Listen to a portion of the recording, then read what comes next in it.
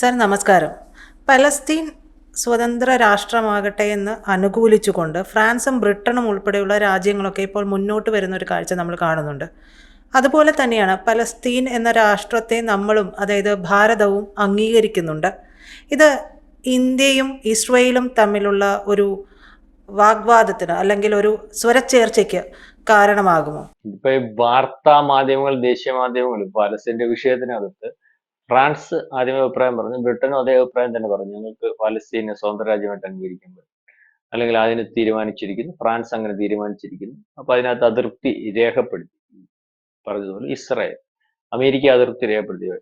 ഇന്ത്യയുടെ അഭിപ്രായം പണ്ടേ ഇത് തന്നെയാണ്, ഇപ്പോഴല്ല. പാലസ്തീൻ വിഷയം ഇന്നല്ല, ആയിരക്കണക്കിന് വർഷങ്ങൾ അല്ലെങ്കിൽ ഈ വിഷയമുണ്ട്, അന്ന് നമ്മുടെ അഭിപ്രായം ഇത് തന്നെയാണ്. പക്ഷെ ഇസ്രായേലുമായിട്ട് നമുക്ക് ഈ പറയുന്നത് പോലെ യാതൊരു അഭിപ്രായ വ്യത്യാസവുമില്ല. നമ്മൾ പറയുന്നത് സ്വതന്ത്ര പാലസ്തീൻ, രണ്ട് രാജ്യങ്ങളും സ്വതന്ത്രമായിട്ട് മാന്യമായിട്ട് മര്യാദയായിട്ട് പോകണം.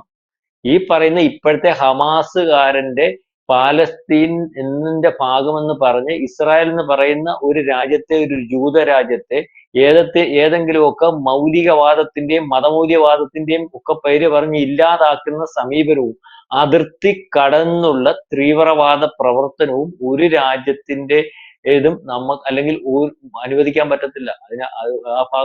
ആ ഭാഗമായിട്ടാണ് നമ്മൾ ഇസ്രായേലിന്റെ കൂടെ. അതായത് അതുകൊണ്ടാണല്ലോ ഇറാൻ നമ്മൾക്ക് വേണ്ടപ്പെട്ട രാജ്യമാണല്ലോ. ഇറാൻ ഇസ്രായേൽ തമ്മിൽ അടിച്ചപ്പോൾ നമ്മൾ ഇടപെട്ടോ? നമ്മൾ ഏതെങ്കിലും രീതിയിൽ ഇടപെട്ടോ? നമ്മുടെ തുറമുഖം അവിടെ ഉണ്ടായിരുന്നല്ലോ. ഇസ്രായേലിന് ഒരു ഒരു ഒരു ഒരു ഒരു പടക്കം പൊട്ടിച്ച് അതിന്റെ പുറത്ത് എറിഞ്ഞു. നമ്മുടെ തുറമുഖം ഉണ്ടല്ലോ ഇറാനിൽ. ഇസ്രായേൽ അവിടെ എന്തെങ്കിലും ചെയ്തു? നമ്മുടെ പടക്കപ്പൽ ഇവിടെ കിടന്നല്ലോ. ബോംബിങ്ങിന്റെ എന്തോ ബോംബിങ് ആയിരുന്നു, എന്തെല്ലാം നശിപ്പിച്ചു. ഇറാൻ മൊത്തം നശിപ്പിച്ചു. ഇസ്രായേൽ എന്തെങ്കിലും ചെയ്തു? അപ്പൊ നമുക്ക് ഇപ്പോഴും അവിടെ വ്യാപാരം നടക്കുന്നില്ലേ? നമ്മുടെ പോർട്ട് അവിടെ പ്രവർത്തിക്കുന്നില്ലേ? നമ്മൾ അവിടെ നിന്ന് എണ്ണ മേടിക്കുന്നില്ലേ?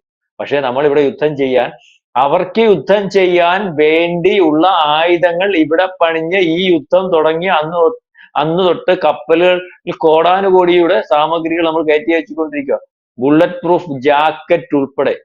അപ്പൊ ഈ നിലപാട് ഇന്നലെ ഈ പറഞ്ഞതുപോലെ ഐക്യരാഷ്ട്രസഭയിൽ നമ്മുടെ പ്രതിനിധിയായിട്ടുള്ള ഈ പറയുന്ന ഹാരിഷ് പറഞ്ഞത്, അത് നമ്മുടെ നേരത്തെയുള്ള ദുരാഷ്ട്ര അഭിപ്രായമാണ് ഞങ്ങൾക്കുള്ളത്. സ്വതന്ത്ര പാലസ്തീൻ എന്ന് വെച്ചാൽ മര്യാദയ്ക്ക് ജീവിക്കുന്ന ഒരു പാലസ്തീൻ, മര്യാദയ്ക്കുള്ള ഒരു ഇസ്രായേൽ. അതിനകത്ത് ഹമാസുകാരൻ അവിടോട്ട് രാവിലെയും വൈകിട്ടും മിസൈൽ വിടുന്നതിനകത്ത് നമുക്ക് താല്പര്യമില്ല. അങ്ങനെ മിസൈൽ വിട്ട് അതിർത്തി കടന്ന് അവിടെ ചെന്നാൽ ആ അതിർത്തി കടന്ന് ചെല്ലുന്നവനെ ഇല്ലായ്മ ചെയ്യണം എന്നുള്ള രീതിയാണ് നമുക്കുള്ളത്. ആ രീതി തന്നെയാണ് നമ്മൾ ഈ കഴിഞ്ഞ ദിവസം ഏറ്റവും അവസാനം പഹൽഗാമിനകത്തൂടെ അതിന് ശേഷമുള്ള സിന്ദൂർ ഓപ്പറേഷനോടെ കാണിച്ചു കൊടുത്തത്. അല്ലെങ്കിൽ അതിനു മുമ്പ് നമ്മുടെ ഭീകരവാദികളെ വന്നപ്പോൾ നമ്മൾ അതിർത്തി കടന്ന് അവിടെ ഭീകരവാദ കേന്ദ്രങ്ങൾ ഈ പറയുന്ന സർജിക്കൽ സ്ട്രൈക്ക് കൊടുത്തത്. അപ്പൊ ഈ രീതിയിലേക്കുള്ള കാര്യം ഇത് ലോകത്ത് മൊത്തം നമ്മൾ പറയുന്നതാണ്. ഒരു രാജ്യത്തും ഒരു രാജ്യങ്ങൾ തമ്മിൽ യുദ്ധം നടത്തുന്നതിനോട് നമ്മൾക്ക് അഭിപ്രായം ഉള്ള രാജ്യമല്ല. അത് ഈ പറയുന്ന റഷ്യയുടെ കാര്യത്തിനായാലും ഉക്രൈന്റെ കാര്യത്തിനായാലും മിഡിൽ ഈസ്റ്റിലെ യുദ്ധത്തിന്റെ കാര്യത്തിലായാലും നാളെ കാലത്തെ തൈവാൻ ചൈനയുമായിട്ട് ഏറ്റുമുട്ടേണ്ട കാര്യത്തിലായാലും ഒന്നും ഈ പറയുന്ന യുദ്ധം കൊണ്ട് ഒരു രാജ്യത്തെ പിടിച്ചടക്കുക അല്ലെങ്കിൽ അധിനിവേശം നടത്തുക എന്നുള്ള രീതിയിലേക്കുള്ള കാര്യത്തിനകത്ത് കൃത്യമായ അഭിപ്രായം ഇന്ത്യ മഹാരാജ്യത്തിനുണ്ട്. അതേസമയം അതിർത്തി കടന്നുള്ള ഭീകര പ്രവർത്തനം, ലോകത്തുടനീളം നടക്കുന്ന ഭീകര പ്രവർത്തനം അല്ലെങ്കിൽ ഈ ടെററിസ്റ്റ് ഗ്രൂപ്പുകളുടെ പ്രവർത്തനം, അത്തരം പ്രവർത്തനത്തിനകത്ത് ഇസ്രായേൽ എടുക്കുന്ന നിലപാട് അല്ലെങ്കിൽ ആ രാജ്യത്തിന്റെ സുരക്ഷയ്ക്ക് വേണ്ടി ഇസ്രായേൽ എടുക്കുന്ന നിലപാടിനകത്ത് എന്ത് ന്യായം പറഞ്ഞാലും ആ നിലപാടിന്റെ കൂടെ മാത്രം നിൽക്കുന്ന ഒരു ഇന്ത്യ മഹാരാജ്യം മാത്രമാണ് ഉള്ളത്. നേരത്തെ നിലപാട് നമുക്ക് ഈ പറഞ്ഞതുപോലെ നമ്മുടെ ഈ സിന്ദൂർ ഓപ്പറേഷനകത്ത് ഇസ്രായേലിന്റെ ഏതെല്ലാം രീതിയിലുള്ള സഹായം നമുക്ക് ഉണ്ടായിട്ടുണ്ട്. അതിനു മുമ്പ് ഗാർഹിൽ യുദ്ധ സമയത്ത് ഈ പറയുന്ന പോലെ ഗാർഹിൽ അല്ലെങ്കിൽ ആ പ്രദേശത്ത് പാകിസ്ഥാൻ പട്ടാളക്കാർ കടന്നു കയറിയെന്ന് നമ്മുടെ ആട്ടിടയന്മാർ നമ്മുടെ അടുത്ത് വന്ന് പറയുമ്പോഴേ അറിയുന്നത്. അപ്പോഴത്തേന് പാകിസ്ഥാൻ പട്ടാളം മാസങ്ങളോളം, ഏതാണ്ട് 6 മാസത്തിനപ്പുറം പഴക്കത്തിൽ അവിടെ ടെന്റ് അടിച്ച് അവർക്ക് എല്ലാ സംവിധാനങ്ങളും ഒരുക്കി ഇന്ത്യയോട് യുദ്ധം ചെയ്യാൻ മലയുടെ മുകളിൽ നിന്ന് യുദ്ധം ചെയ്താലുള്ള ഗുണം അറിയാമല്ലോ. എങ്ങോട്ട് വേണേലും എന്ത് അർത്ഥത്തിലും ചെയ്യാം. അതേസമയം മലയുടെ മണ്ടയ്ക്ക് താഴെ നിന്ന് വെടിവെച്ചാലോ. അപ്പം ആ സമയത്ത് നമ്മളുടെ പട്ടാളക്കാർക്ക് ധാരാളം പട്ടാളക്കാർ മരിച്ചു. ഏതാണ്ട് 700ഓളം പട്ടാളക്കാർ മരിച്ചു. ഇപ്പോഴും ആയിരക്കണക്കിന് പട്ടാളക്കാർ കൈയും കാലും ഉടലും അല്ലെങ്കിൽ അരയ്ക്ക് താപ്പോട്ടൊന്നും ഇല്ലാതെ നിൽക്കുന്നുണ്ട്. നമുക്ക് ഭയങ്കര നഷ്ടമാണ് സംഭവിച്ചത്. കോടാനുകോടി രൂപ നമുക്ക് നഷ്ടത്തിന്റെ കൂടെ നമ്മുടെ പട്ടാളക്കാരുടെ ജീവനഷ്ടം. അന്ന് നമ്മുടെ ഈ യുദ്ധത്തിനകത്ത് പട്ടാളക്കാരെ സഹായിക്കുന്നതിന് അല്ലെങ്കിൽ അന്ന് കുത്തനെയുള്ള മലനിരകളിൽ വിമാനം പറത്തുന്നതിന് പൈലറ്റുമാരെ തന്നത്, അവർക്ക് ട്രെയിനിങ് കൊടുത്തത് ഇസ്രായേലാണ്.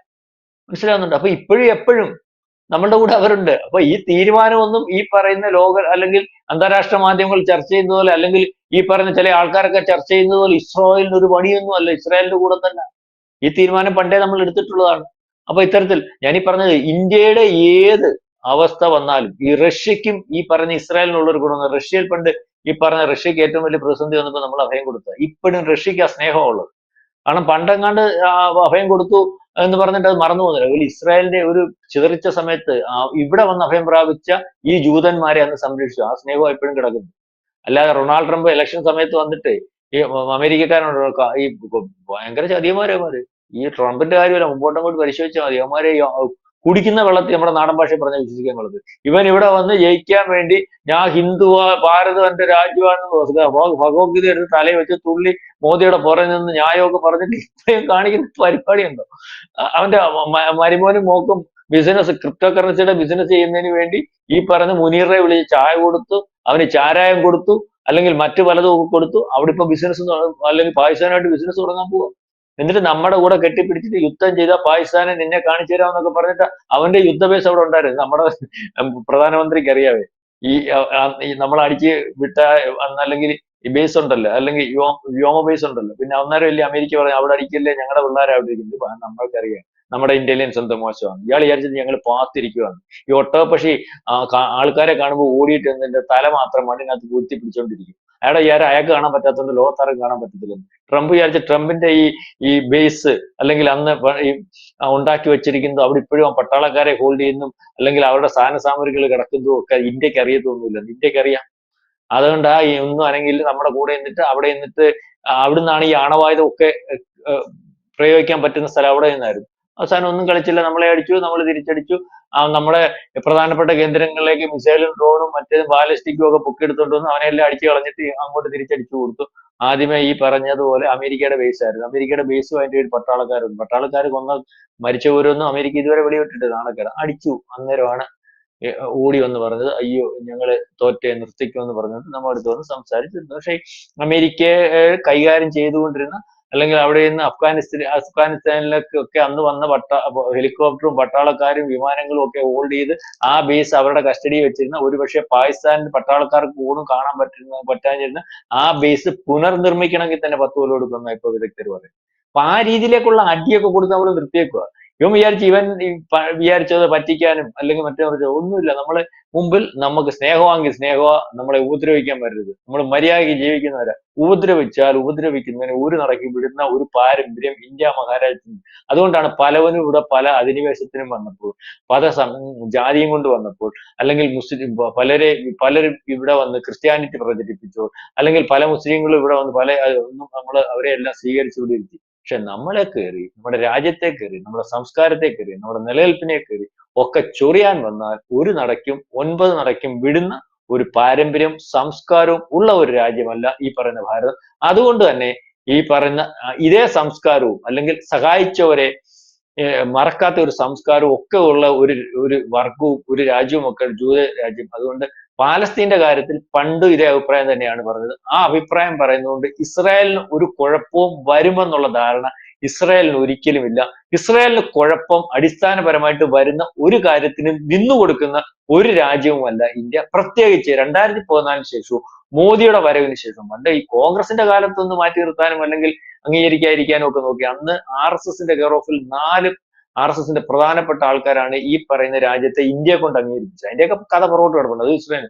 മോദിക്ക് ശേഷം ഇസ്രായേലും ഇന്ത്യയുമായിട്ടുള്ള ബന്ധം ആ പണ്ടത്തിൽ നിന്ന് വ്യത്യസ്തമായി വളരെ ദൃഢവും, അല്ലെങ്കിൽ അതുപോലെ പരസ്പര ധാരണയോടുകൂടിയുള്ള ബിസിനസ്സുകളും മറ്റു കാര്യങ്ങളും എല്ലാ രീതിയിലുള്ള തീരുമാനങ്ങളും, അല്ലെങ്കിൽ എന്ത് വന്നാലും അങ്ങോട്ടും ഇങ്ങോട്ടും സഹായിക്കുന്ന രീതിയൊക്കെയാണ്. അപ്പൊ ഇത്തരത്തിൽ ഐക്യരാഷ്ട്രസഭയിൽ ഒരു അഭിപ്രായം പറഞ്ഞതുകൊണ്ട് ഇന്ത്യയുടെ ഇസ്രായേലുമായിട്ടുള്ള നിലപാടിന് യാതൊരു വ്യത്യാസവും വരത്തില്ലെന്ന് ഇസ്രായേലിനും അറിയാം, അല്ലെങ്കിൽ ഒരുപക്ഷെ നെതന്യാഹുവിനും അവിടുത്തെ ആൾക്കാർക്കും അറിയാം എന്നുള്ളതാണ് ഇതിനകത്തെ വാസ്തവം. മലർപ്പൊടിക്കാരൻ്റെ സ്വപ്നം എന്ന് പറയുന്നത് പോലെയാണ് ഇന്ത്യയും ഇസ്രായേലും തമ്മിൽ കോർക്കാൻ വേണ്ടി കാത്തിരിക്കുന്ന ചിലരുടെ കാര്യം പറഞ്ഞാൽ നമ്മൾ ഓർത്തു പോകുന്നത്. ഇസ്രയേലും പറഞ്ഞിരിക്കുന്നത് പലസ്തീന് എതിരെയല്ല, ഹമാസിനെതിരെയാണ് ഞങ്ങളുടെ പോരാട്ടം എന്നുള്ളത് തന്നെയാണ്. ഇന്ത്യ എടുത്തിരിക്കുന്നതും അതേ നിലപാടാണ്. അതായത് ഭീകരതയ്ക്കെതിരെ ഇന്ത്യക്ക് ഒരൊറ്റ നിലപാടേ ഉള്ളൂ. അതേ നിലപാടിൽ തന്നെ പോകുന്ന ഒരു രാജ്യമാണ് ഇസ്രയേലും. എന്തായാലും ദീർഘനാളത്തെ ഒരു ആത്മബന്ധം ഈ രണ്ട് രാജ്യങ്ങൾക്കും തമ്മിലുണ്ട്. അത് ഈ പറയുന്നത് പോലെ മലർപ്പൊടിക്കാരൻ്റെ സ്വപ്നവുമായി നടക്കുന്ന ആളുകൾക്ക് വേണ്ടി അത് എങ്ങും ഉടഞ്ഞു പോകുന്നില്ല എന്നുള്ളത് മനസ്സിലാക്കേണ്ടതുമാണ്. നന്ദി സർ.